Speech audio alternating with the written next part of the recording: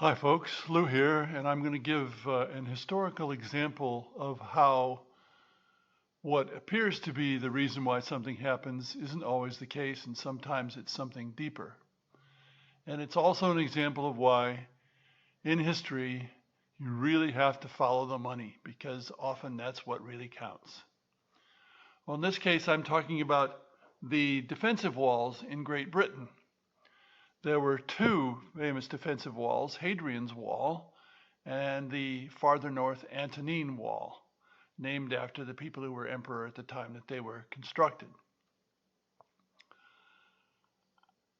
Now, the Romans built the Hadrian's Wall fairly early on and maintained it more or less through their history in Great Britain.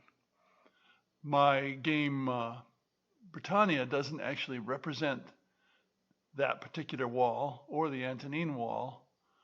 I guess you could say it was not, in the granularity, it was not sufficient to be noticed. But in the third edition of Britannia, it is noticed, it is represented.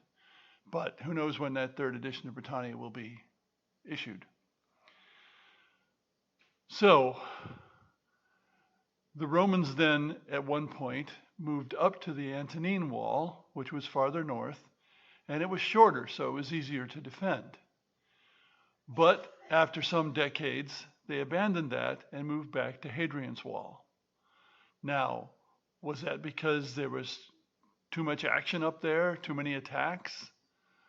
No, it was because it was too expensive to maintain.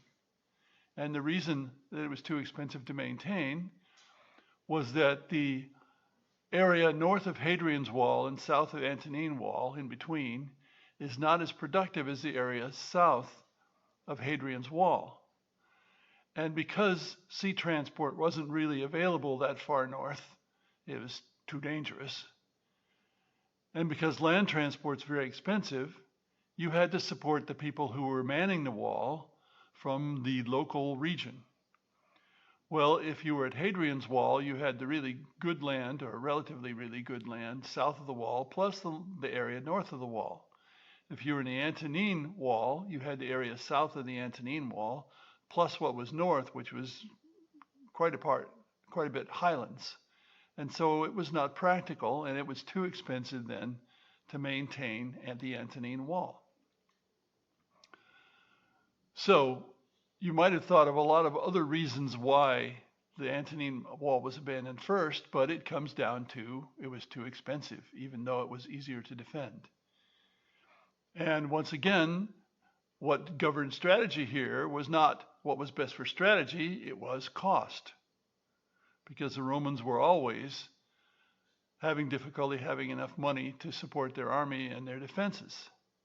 In fact, the whole empire was organized to raise money to afford the army, as opposed to the Republic, where the army was more or less volunteer and they didn't have to be paid much.